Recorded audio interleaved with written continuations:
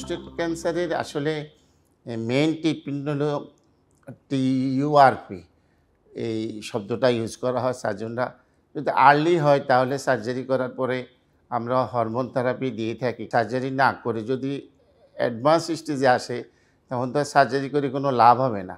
Because patient যদি metastasis নিয়ে আসে তাহলে আমরা হরমোন, তারপর অন্যান্য সাইটোটক্সিক ড্রাগ, এডিটি বলি আমরা, অন্যান্য সাইটোটক্সিক ড্রাগ প্লাস রেডিয়েশন, এই ৩টা জিনিস দিয়ে আমরা চিকিৎসা করলে রোগী অনেক দিন ভালো থাকে।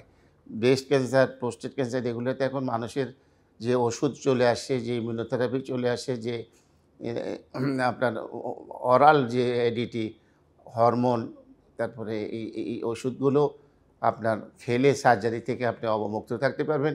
তবে যদি আর্লি ধরা পড়ে স্ট্যান্ডার্ড ট্রিটমেন্ট ইজ সার্জারি। বিদেশে বা অ্যাব্রড যে চিকিৎসা হয় বাংলাদেশে একই মানের চিকিৎসা হয়।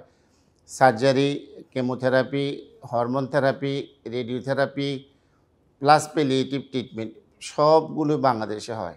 তবে একটা কথা বলি এখানে, মেইন ট্রিটমেন্টটা হলো অর্কিওডক্টমি, অর্থাৎ অন্ডকোষ থেকে এটা ফেলে দেওয়া। এটা আমাদের দেশের মানুষ করতে পারে না। তখন আমরা মেডিকেল অর্কিওটমি করে থাকি, আমরা বিভিন্ন ইনজেকশন দিয়ে থাকি যেন ওই কাজটা এই ইনজেকশনে হয়ে থাকে। আর প্রোস্টেটে একটা জিনিস হাড়ে খুব ছড়ায়, তো সেই ক্ষেত্রে আমরা সাধারণত হাড়ের জন্য জ্যালোডনিক অ্যাসিড নামে একটা ওষুধ আছে, আবার রেডিওথেরাপি দিয়ে থাকি এবং পেশেন্ট খুব দ্রুতই আরোগ্য লাভ করে।